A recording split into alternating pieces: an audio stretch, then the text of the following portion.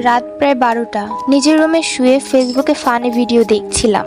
এমন সময় ঘরের জানালা থেকে একজন বৃদ্ধ মহিলা আমার নাম ধরে ডাক দিলেন। আমি জানালার পাশে গিয়ে জিজ্ঞাসা করলাম, কি হয়েছে দাদি? যেহেতু উনি বয়স্ক মহিলা ছিলেন, তাই ওনাকে আমি দাদি বলে ডেকেছি। উনি আমার কাছে একটা ঠিকানা জানতে চাইলেন। আমি সেটা দেখে বললাম, আরে এটা তো আমাদের পাশের এলাকা। উনি আমার দিকে তাকিয়ে এক অদ্ভুত হাসি দিয়ে চলে গেলেন। আমিও আবার ফোন নিয়ে ব্যস্ত হয়ে পড়লাম। কিন্তু একটু পরেই আমার হুঁশ হলো যে এটা কি করে সম্ভব।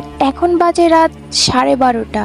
এত রাতে একজন বৃদ্ধ মহিলা আমার কাছে কিভাবে আসলো? আর উনি আমার নাম জানলো কিভাবে? আর ওনাকে তো আমি চিনি না, আর আগে কখনো দেখিনি আমাদের এলাকায়। আর সব থেকে বড় কথা হলো, উনি আমার জানালার পাশে কিভাবে আসলেন? আমার রুমটা তো 4 তলায়। এর পরের দিনই জানতে পারলাম যে আমাদের পাশের বাসার এলাকার বাসিন্দা বাচ্চু মিয়া আর বেঁচে নেই। কাল রাতে আনুমানিক 1টার দিকে সে তার বাড়ির পাশে পুকুরে ডুবে মারা গিয়েছে। কিন্তু আমার আর বুঝতে বাকি নেই যে এটা কোনো স্বাভাবিক মৃত্যু নয়, কারণ আমি যে ঠিকানাটা কালকে রাতে সেই মহিলাটাকে দিয়েছিলাম, সেই ঠিকানাটা আর কারো ছিল না। ওটা ছিল বাচ্চু মিয়ার বাড়ির ঠিকানা।